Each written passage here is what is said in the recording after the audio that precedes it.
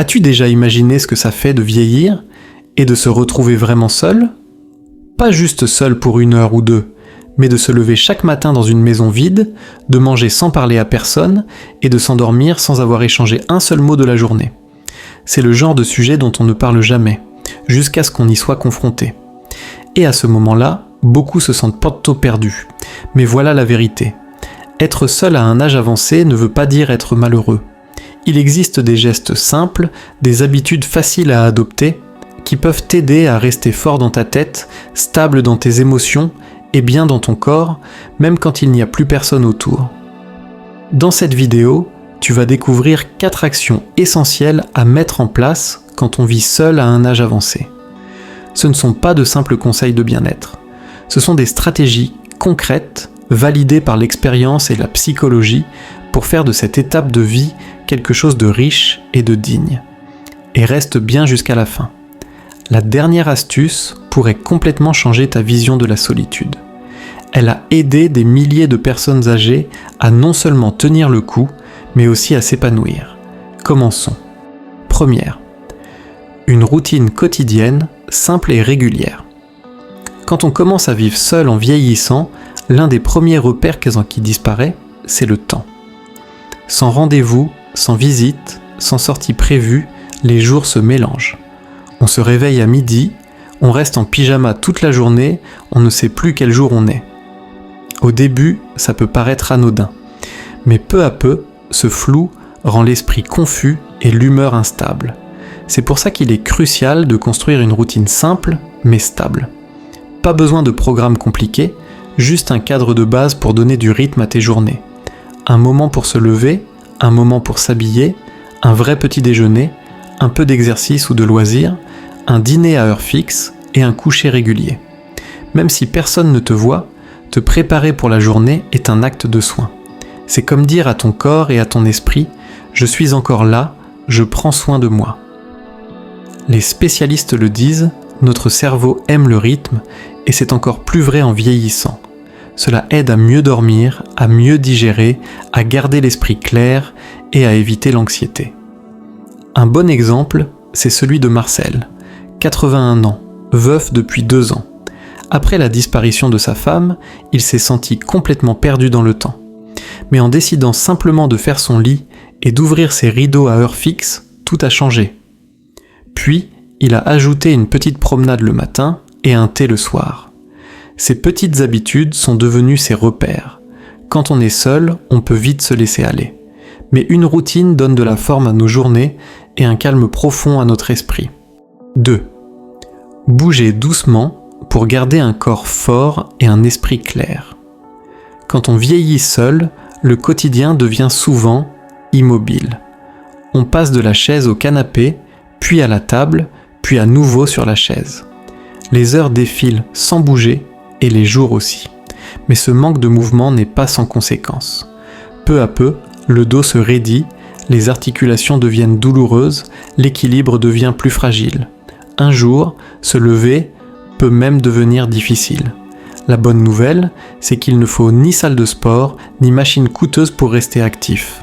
Il suffit d'un peu de volonté et de régularité. Bouger un peu chaque jour, même de manière simple, peut transformer ton quotidien.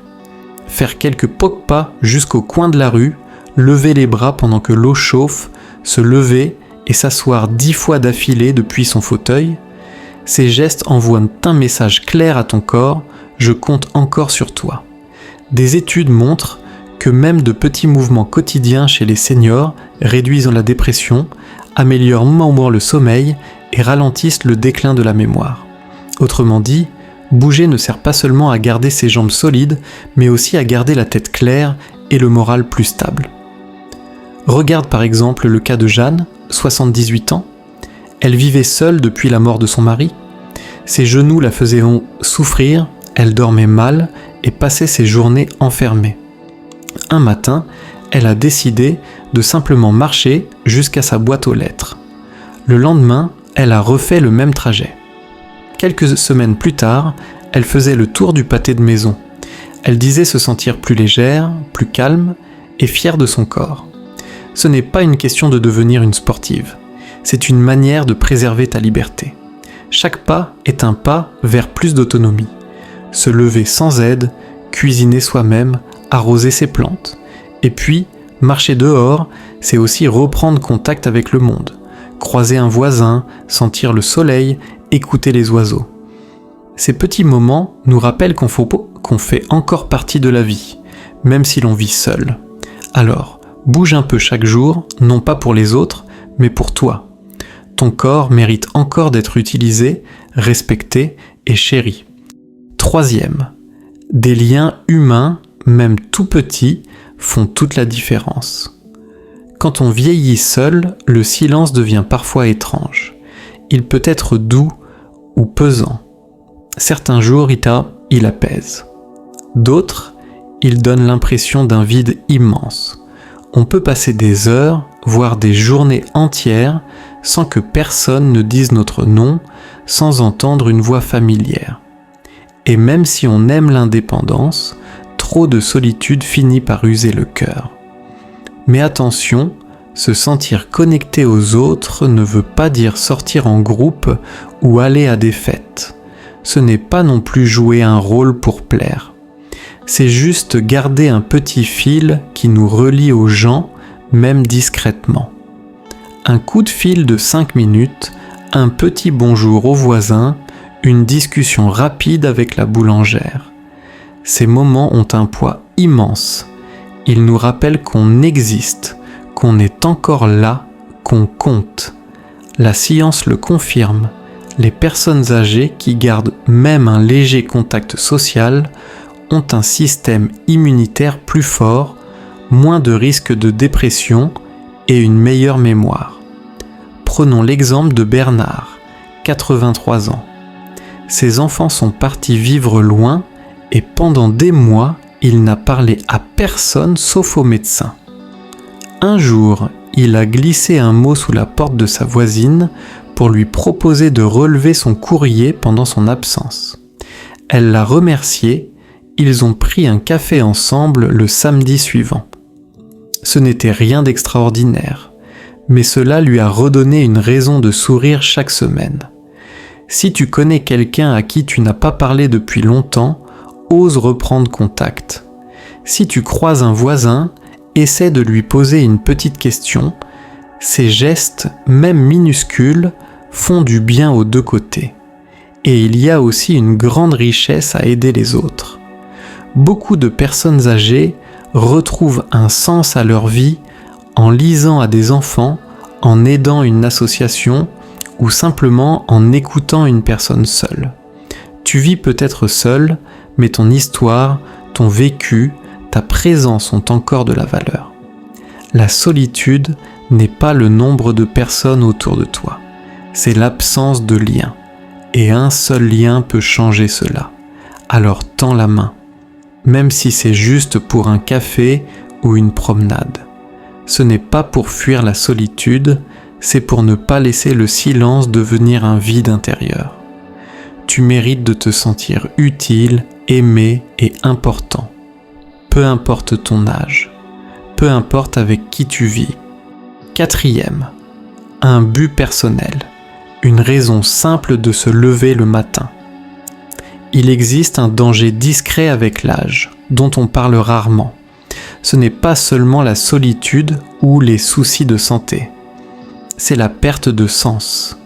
Quand on arrête de travailler, que la maison devient calme, que plus personne ne dépend de nous, on peut avoir l'impression que tout ce qui comptait est derrière soi. Mais laisse-moi te dire une chose importante. Ce sentiment est faux. Un but, ça ne disparaît pas avec la retraite. Ça ne s'efface pas parce qu'on ne nous appelle plus, il change juste de forme. Et quand on vit seul, trouver une nouvelle forme de but devient une des choses les plus puissantes à faire. Un but, ce n'est pas forcément grandiose. Ça n'a pas besoin de projecteur. Il suffit que ça compte pour toi. Ça peut être écrire des lettres à tes petits-enfants, faire pousser quelques jeux de tomates dans ton jardin, tenir un journal, réparer un vieux meuble, appeler une personne seule chaque matin ou raconter ton histoire pour que ta famille sache d'où elle vient. Ce genre de projet te donne une vraie raison de te lever, de bouger, de réfléchir, de ressentir. Il structure ta journée, il nourrit ton âme. Laisse-moi te parler de Louis, 79 ans, qui vit seul dans une petite maison en Bretagne. Après la mort de son épouse, il s'est senti complètement vide. Un matin, il a retrouvé une vieille machine à écrire dans le grenier. Il l'a nettoyée, posée sur la table, et il a commencé à raconter ses souvenirs. Sa jeunesse à la campagne, sa rencontre avec sa femme, la naissance de son fils. Il n'écrivait pas pour les autres. Mais au fil des pages, il a retrouvé un apaisement profond, et peu à peu, sa maison ne lui semblait plus aussi silencieuse. Les chercheurs disent que le fait d'avoir un but, même tout petit, améliore le moral, réduit le stress et peut même allonger l'espérance de vie. Pourquoi ? Parce que l'être humain n'est pas fait pour flotter sans direction. Il est fait pour avancer, pour viser quelque chose. Quand tu as un but, tes journées ont du sens. Tu n'es plus dans l'attente, tu es dans l'action, même si ce n'est que pour ton propre équilibre intérieur. Et tu sais quoi ? Vivre seul, c'est aussi une belle occasion d'explorer de nouvelles choses. Tu peux enfin écouter de la musique, apprendre à peindre, tester de nouvelles recettes, lire tous les romans d'un auteur que tu aimes.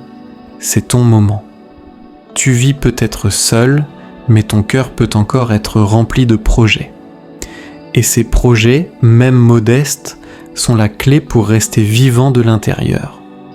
Alors, si aujourd'hui te semble un peu vide, pose-toi cette question. Qu'est-ce que je peux construire, écrire, soigner, planter ou offrir demain, pas pour impressionner, mais juste pour me sentir bien ? Parce que quand la solitude rencontre un but, elle se transforme en force. Pour finir, vieillir seul est sûrement l'un des plus grands changements que la vie nous impose. Tout devient plus silencieux, plus lent, parfois plus lointain. On peut se sentir invisible, on peut croire que tout est fini.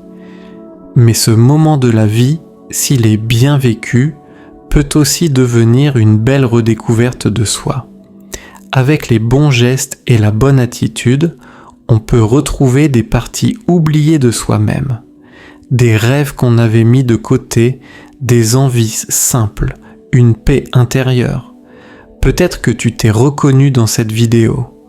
Peut-être que tu as déjà connu le vide d'un salon sans voix ou que tu t'es demandé si tu étais le seul à ressentir ça. Tu ne l'es pas. Et surtout, tu n'es pas sans ressources. Créer une routine stable, bouger un peu chaque jour, entretenir des liens et te donner un but personnel, ce ne sont pas juste des idées sympas. Ce sont des outils puissants. Ils te protègent. Ils gardent ton cœur en vie. Ils redonnent du sens à chaque journée, même si tu es seul à table. Alors dis-moi, parmi ces 4 clés, laquelle t'a le plus parlé, laquelle pratiques-tu déjà, et laquelle vas-tu essayer dès demain? Merci de nous avoir accompagnés aujourd'hui. Dis-nous en commentaire ce que tu retiens de cette vidéo et comment tu comptes l'appliquer dans ta vie. Ton avis compte énormément. Et le lire nous donne l'énergie de continuer. Si cette vidéo t'a été utile, pense à t'abonner, à activer la cloche et à la partager à quelqu'un qui pourrait en avoir besoin. Merci d'avoir été là. Et à très bientôt pour une nouvelle vidéo pleine de conseils pour bien vivre à tout âge.